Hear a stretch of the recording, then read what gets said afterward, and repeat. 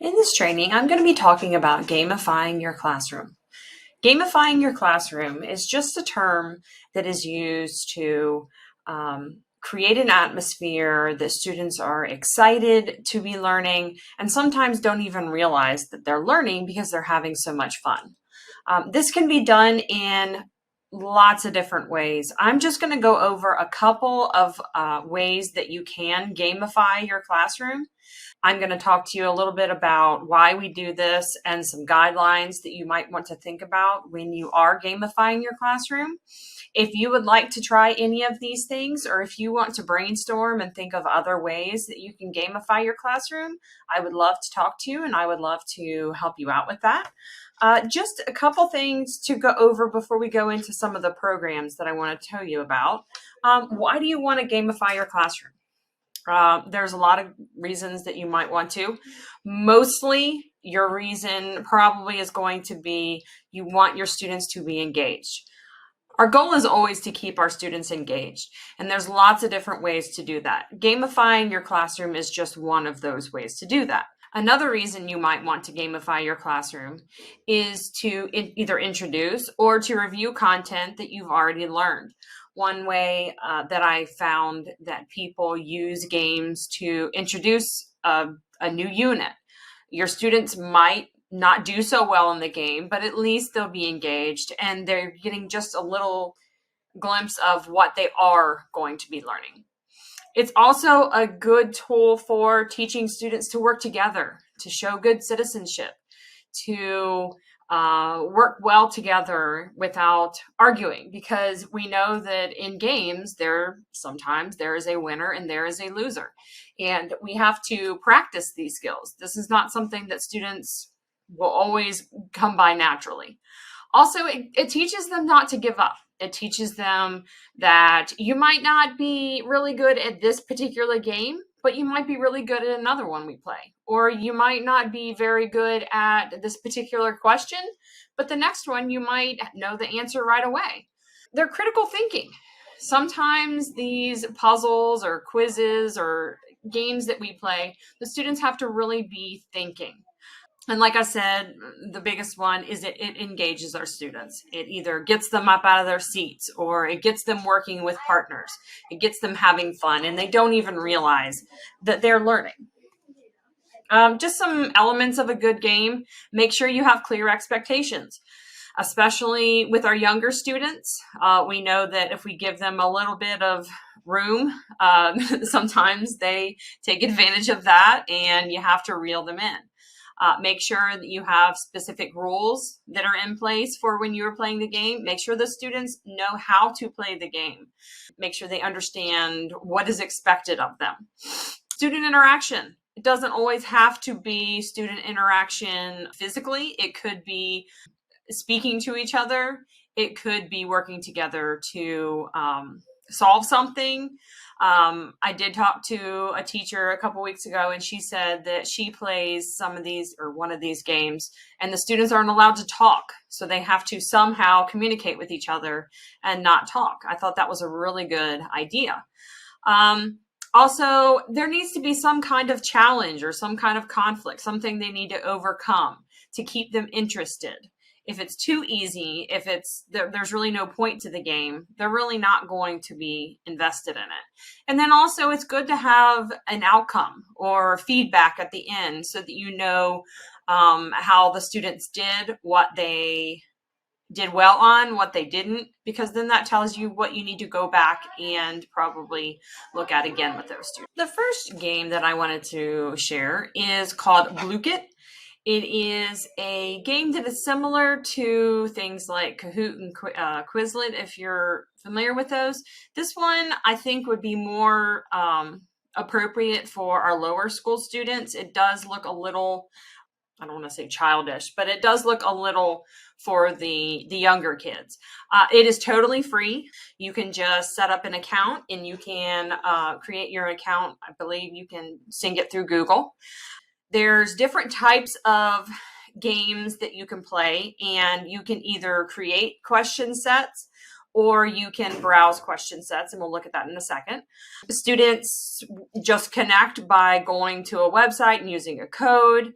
They can use their real name, or you can have them use their real name, or they can use a random name. One good tip would be to project the game onto the board, because the student's not necessarily going to see how they're playing against others. So you want to show that on the board. You can set it up as an individual, like homework activity, or you can host it. And that would be in real time. So you would play that in class. And it does give you feedback at the end, how your students do. And there is a minimum of 4 players. So we're going to go ahead and go to Blooket. And when you sign in, you're going to have an option of create a set or discover a set. Just quickly, I want to show you what it looks like to create a set. You can bring in your own images by URL, by uploading them, or by a gallery. You're just going to give it a title, a description, and then you can either set it to public, so anyone who signs into the website can play it, or private would be only playable by you. So if you do want to share it with your students, you need to make sure that it's public. The method, you can either create it from scratch, or if you have any Quizlet sets that you have already created, you can import those here, or you can create by a spreadsheet. So if you have a spreadsheet of content that you would like to use, you can upload through a spreadsheet. But I'm going to go back and I'm going to go to Discover Sets, and there are all kinds of sets in here. So let's say, like I said, this is probably more applicable for the lower schools. So let me do like text features. So here's a lot that are for text features. So I have found my activity that I'm going to play. I have my 2 options. Solo is you would play it on your own. You would not be against anyone. And then host, you're going to host this activity for your students to play. A couple things about the questions. This is the picture that's going to show up. You can show the answers that are provided. There might be a time limit for how long it takes, how long the students have to answer the question, and you can randomize the question order. These are all the questions that are in the activity. So I'm going to, and you can duplicate this, so you can make a copy of it and make changes to it. You can report it for some reason, and you can favorite it. So I'm going to go to host. So I'm going to click on an activity, and here's the different types of activities that I have for this game. You'll notice that on the right-hand side, you'll see what the game is, and like a rundown of the game, what type of game it is, and how many players suggested. There's 2 ways that you can play this game. One, you can give it to the students as like homework, so they will only be competing with themselves. Or you can do a host where the student is going to be playing against other students. So like I'm going to go to racing. This one, it has to be a hosted game, and you need 4 players suggested. You can get away with less than that. Couple things to look at. You can allow students to join late. They can use random names.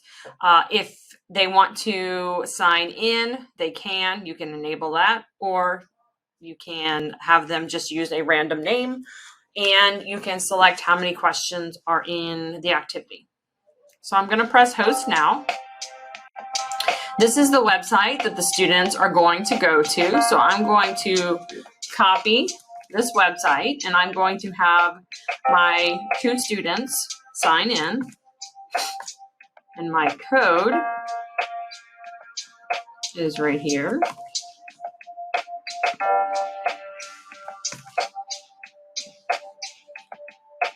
And then they can put either their name or a random name.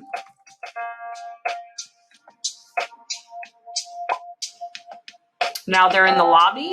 Their next thing they need to do is they need to pick a character. I'm going to start my game. So I have my 2 students right here. So the students are going to answer the questions.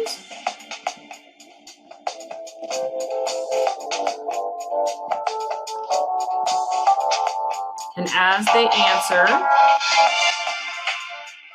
they're going to get the actual answer if they get it wrong.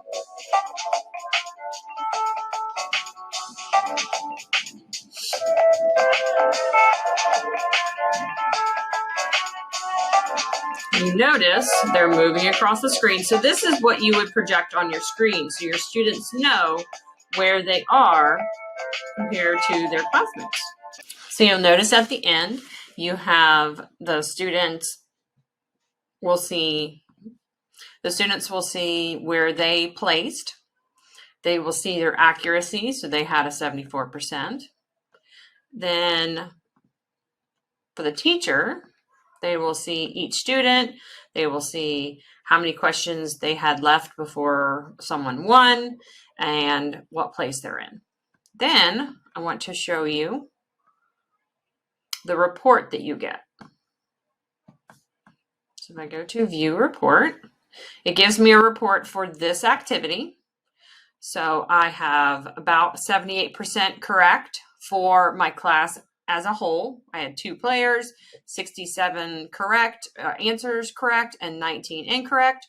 My leaderboard, the percentage that each of them had, how many questions they got right. And then you can get, you can upgrade for more detailed report. So this is Blooket, and this is what it would look like from the teacher side and from the student side. Again, this is a free resource. There are very minimal upgrades that you would need, but you can run your activities without having a paid account. And it is more appropriate for the lower school students, but possibly middle school might be interested in it. But this is just one of the examples of games that you can use in your classroom. The next game I'm going to tell you about is one that I know there are some faculty members that already use this, so they're familiar with, and it is Quizlet Live. Quizlet is actually a website where students and teachers can create question sets. Essentially, it's like online flashcards. Quizlet Live is a part of Quizlet where you can actually make a live game out of those question sets that you already have. You can do individual mode and you can do live mode where the students are competing against each other. Same as Blooket, the students just log in to a website, they use a code, but they can also use a QR code or a direct link. You can share this to Google Classroom, you can put it on the board for the students to enter. The one thing that's really cool about Quizlet Live is that when the students are playing in a team, not every person has the same answers. So only one person is going to have the correct answer. And the other students have to somehow work with their team members to make sure that their team has the correct answer. Like I said, they can be in teams or individual. There's a minimum of 4 players, and there is an after game review. So I'm going to show you what Quizlet Live looks like, and then you're going to sign in. This is free, but there are different things that you can get with the premium version. That includes removing the ads, offline study, and Quizlet Learn. So for Quizlet, you're going to create study sets. These study sets you can create on any subject. You can create them by just going to create a new study set, give it a title, give it a description, and then pretty much you're just doing flashcards. Okay, so I have my question, I have my answer. This could be a term and a definition. It could be math problems, math, vocabulary. It could be anything. I can actually, if I can click, I can add an image if I would like to, or I can upload my own. But I'm not going to add an image right now. You can have multiple choice options. So if it is something that could have possibly 2 answers, you can do 2 options. And then I'm going to continue making my question set. I'll go ahead and create my question set. So I can create a class, and I can add that question set to my class.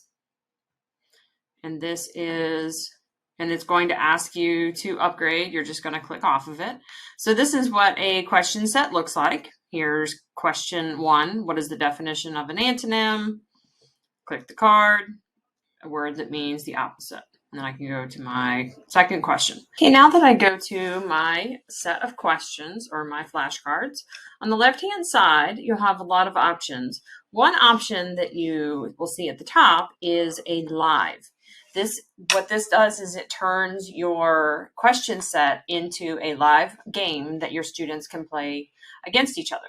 You can do a classic live. It's just a round of the original Quizlet. Or you can do a checkpoint, which is kind of a way to do an informal assessment. So I'm going to do a classic live. Now you have 2 options. You can do random teams or you can do individuals. I want to do random teams. I'm going to put my students in teams. So, and then you can decide, do you want them to select the definition and the term, or the term and the definition? Is up to you.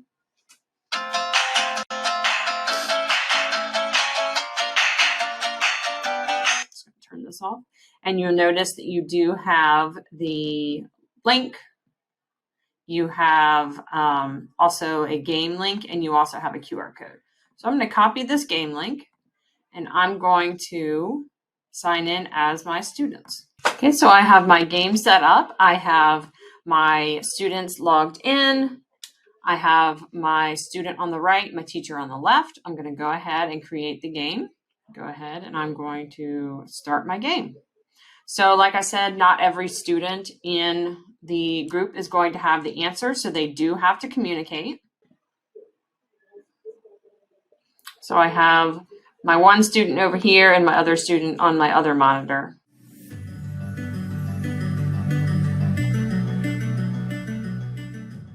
And you'll notice that across my teacher screen, I see how the students are doing. And I can follow along with how they're doing.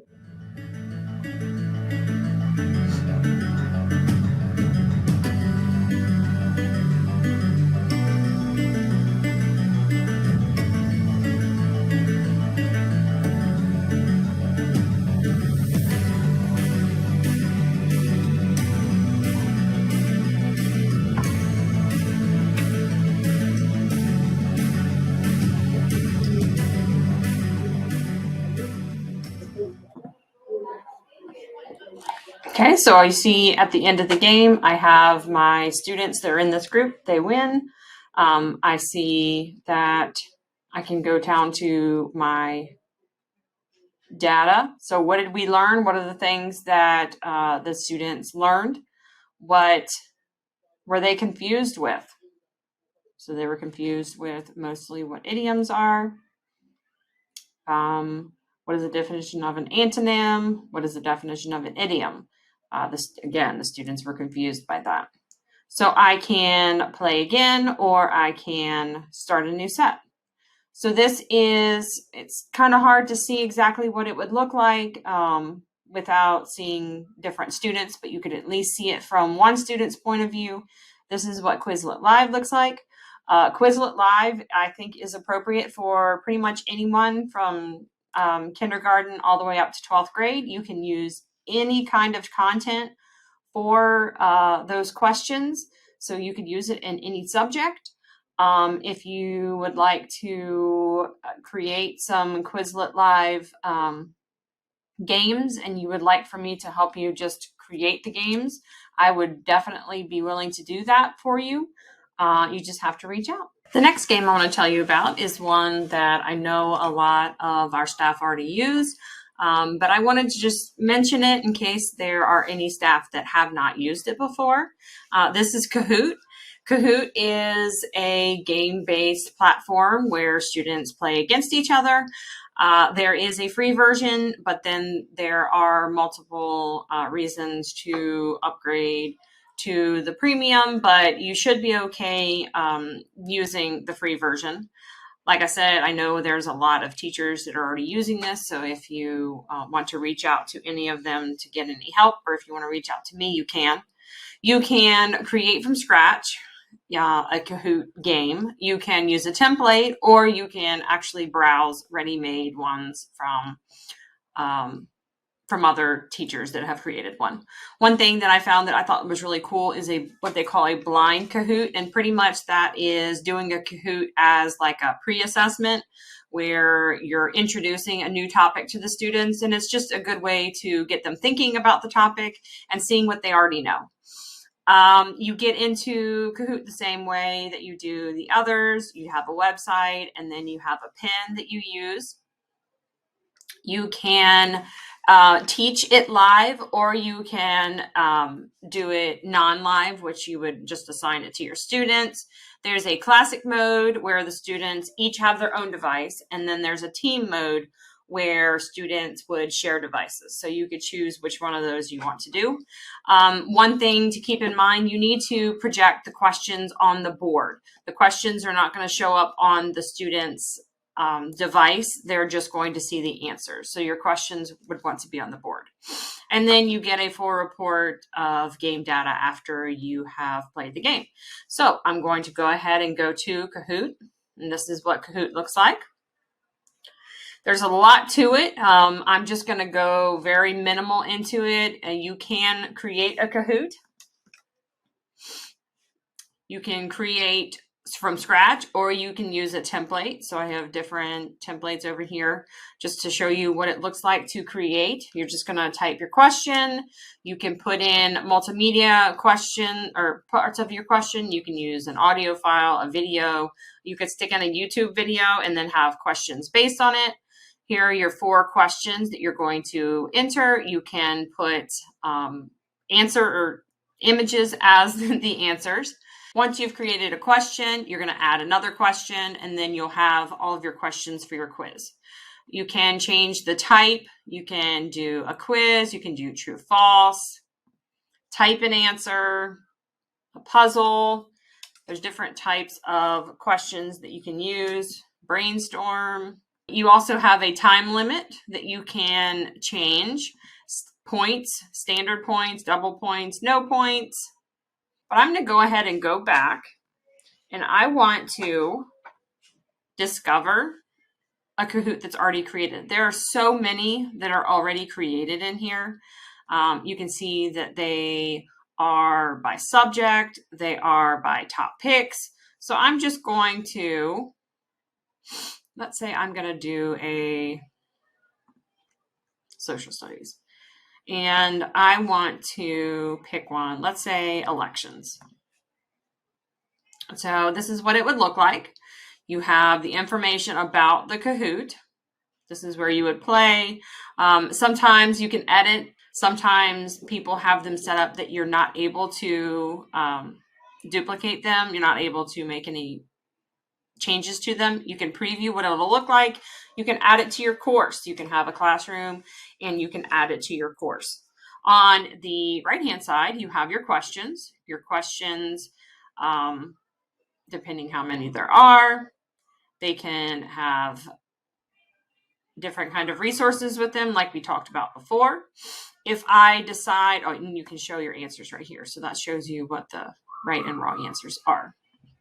So when I'm ready to actually play the Kahoot, I want to decide, do I want to teach it or do I want to assign it? Do I want my students to do it on their own or do I want to do it together? For this purpose, we want to do it together. And this is where we decide, is it player versus player or player or team versus team? So I want to just do the classic player versus player. There are some other options down here that you have. Nickname generator, show the questions and answers on players' devices, the music, randomizing questions, lots of different things. Now I want to go ahead and start. So this is my link for my Kahoot. I'm going to go ahead and I'm going to get my students in. So I have my game set up, and I have my teacher point of view on the left. I have my student point of view on the right. I'm going to go ahead and I'm going to start my game.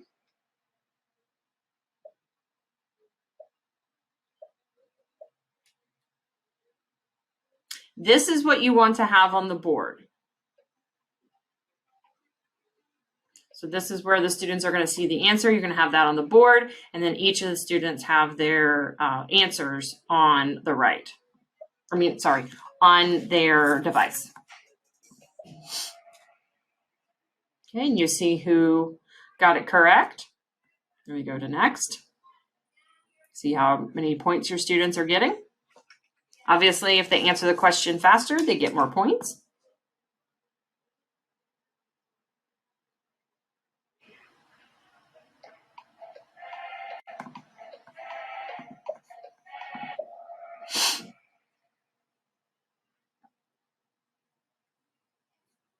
And then it shows you how the students are doing. So the students can compete with each other by seeing who's in the lead, who can answer their question faster.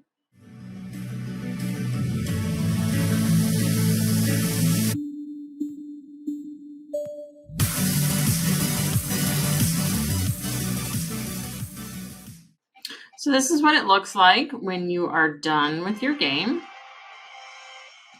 So I have my students who played. I have my student that got first place, second place. And this is what it looks like from the student side. So right here, this tells me what the student struggled with in the game. So the difficult questions shows the answers, how many of each that chose those answers. And it just gives you a rundown. You can go to full report. So this tells you percentage correct, the players, how many questions, the time, and then it goes through difficult questions, who needs help, and who didn't finish.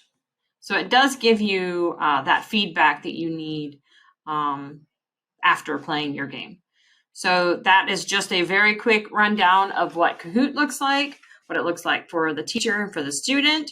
If you have never played Kahoot, we might be able to see if you can maybe watch another class that plays it, or we can try it out in your classroom. I don't mind creating the Kahoots for you if you just give me the content, and I would love to set it up with you.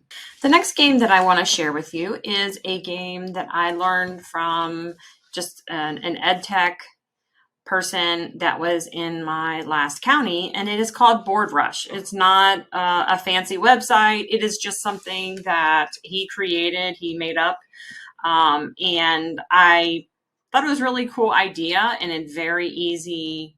You don't have to have subscriptions or anything. The students don't have to log into their Chromebooks. It's just a really easy way to get the students up and moving, get them working together, and also practice content that they've learned. So it's called Board Rush, and here's a picture of it right here. And I'm going to show just a short clip of his class playing it. I don't have any videos of past classes playing it, so I'm just going to show you his. But it can be created in Google Slides. It can be created in Smart Notebook. It can be created in Docs, Jamboard, pretty much any of those Google resources you can create it in. And it can be created using any content. Anything that you want to stick in there, you can. If you want to do, and this is appropriate for kindergarten all the way up to 12th grade. It is something that the students don't actually use devices. The teacher creates the activity, puts it on the board, and then that's it. That's where the technology stops. The students use Post-it notes, different colored Post-it notes, depending what team they're on, and they answer the questions using those Post-it notes. One way you could do this, if you wanted to do it on the computer, you could use Jamboard, and then the students could use those little digital Post-it notes instead of the actual Post-it notes. So pretty much what you do is you put your students in groups. Each group has a different color Post-it note. So one group has the blue Post-it note, one group has the pink Post-it note, And then they answer questions that are on this board right here. And I'll show you an example of the board. This is just one example of a board. This was one that I created that was for like a 5th grade class, 5th grade math. So the students work together in their team to answer the questions. Each color on the board has a different type of question. So for example, blue, you're going to answer the question. Yellow, you're going to write a word problem. Orange, you're going to solve the equation. Pink, you're going to define the term. So the students get together, answer the questions, run up to the board. As you can see right here, it's just sitting on the board. There's no interaction when it comes to, you don't have to have a smart board. This is just projected onto a whiteboard. The students come up with an answer. They have one person who runs up to the front, puts their Post-it note on, and then runs back. Meanwhile, the teacher is up at the board checking all the Post-it notes. So if for some reason the student puts up a Post-it note that is incorrect, the teacher brings it back to that table and they have to try it again. They have to try it again until they get it correct. So the goal for the students is to have the most Post-it notes with their color on the screen. Well, you can only have, you could do 2, you could do 3, 4. You can only have a certain number of Post-it notes on a question. So for example, if you did only 2 Post-it notes per question, this question right here is closed. So no one else can put an answer. You play until every question has 2 Post-it notes if you're doing 2. And then that's the end of the game. And then you see how many, you just count up how many you have for each team.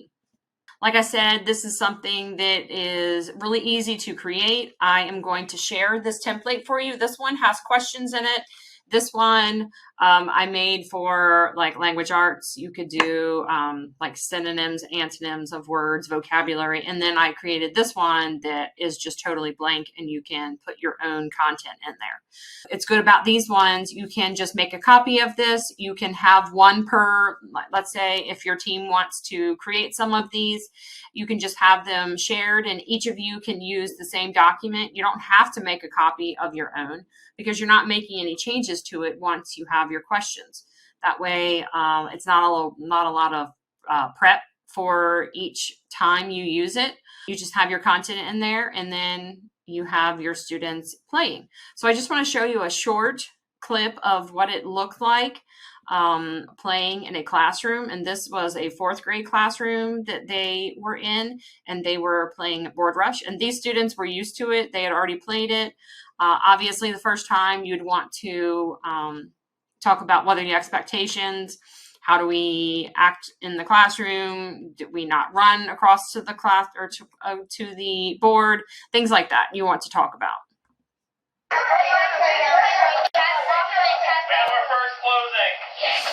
So they've closed one question. You see the students are working together. One student is coming up to the board to put the answers down. Pretty much every student in that classroom is engaged. And the teacher's watching, checking the answers.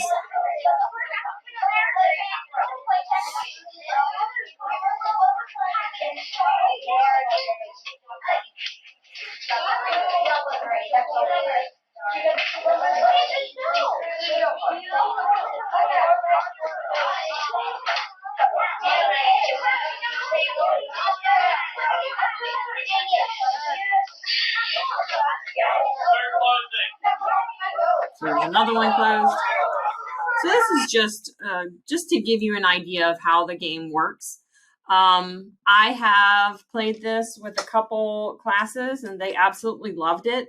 It didn't get old because every time you're using different content, you can use this for vocabulary, you can use it for math and have them answering equations.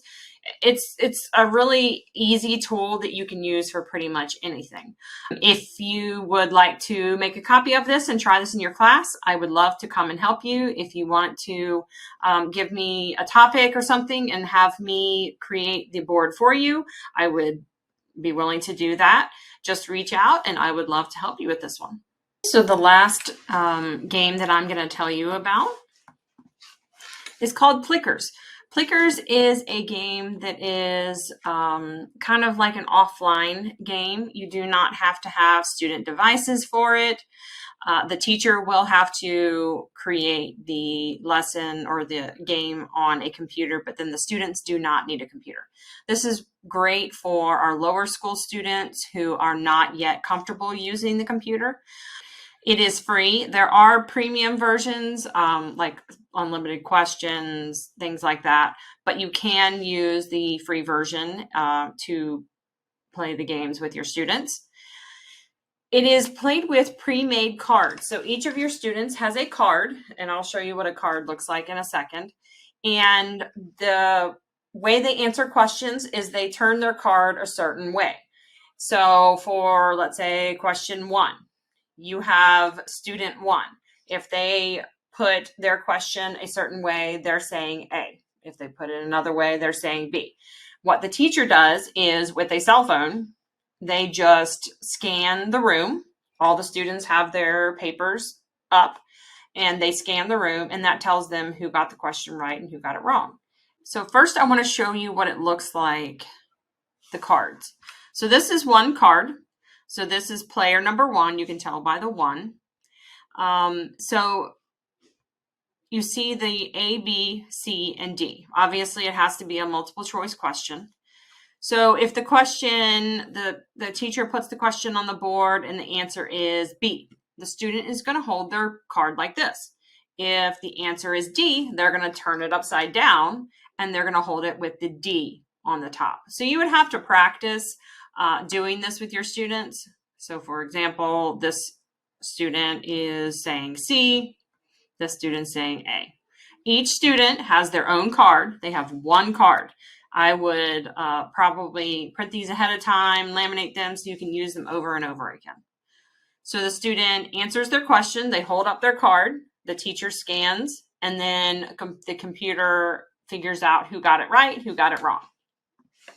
So what you can do is you can create new sets. So I want to create a new set, and I'm just going to input my questions. I can copy and paste from anywhere. I can type in. So like if my question is, okay, and then I'm just going to select what the answer is. I can insert images, videos, sound clips, and then I just add another question. And then I continue creating my question set. Okay, so I added it to my demo class. Okay, so here is my set. You want to download your cards, and like I said, I would download these. I would laminate them if you're going to use them pretty often. So you have them ready. And then you need to get the mobile app. Just put it on your phone. Okay, so I'm going to show you what this looks like. So I have my app, and I've got my demo class ready.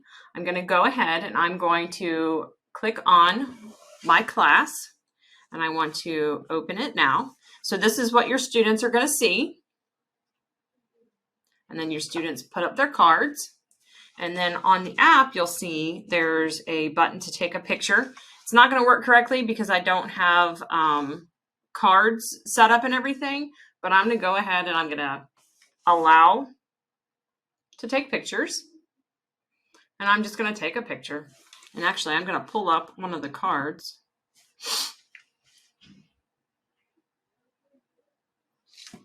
And you'll see that it picked up that the student selected B because B was facing up.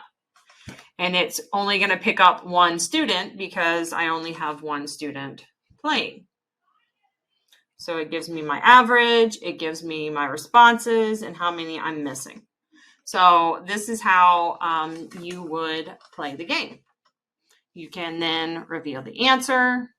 Now I'm going to go to question 2. See on my app, I have the next question. I'm going to open up my card just to show you. So then when we're done playing the game, I can see that, and I should have titled it. I would see the title of that game. I didn't play all the way through it, so it says 0%, but it shows you the percentage of students who got it correct, the percentage of students who got it incorrect. It shows you what the answer is. You can go to only the ones that are answered, all of them. You can continue playing, but I want to stop. You can go to detail for the set. You can play it again. You can edit it. And then you can move it back to queue. Queue means that it's ready to be played. So this is another example of another game that you can play with your students. It does not have to be on devices. The students can just play through these paper cards. These are just some options that you can use to gamify your classroom. I know there are lots of other different ways that you can. If you'd like to try out one of these options, let me know, and I would love to help you with anything that you would like to try.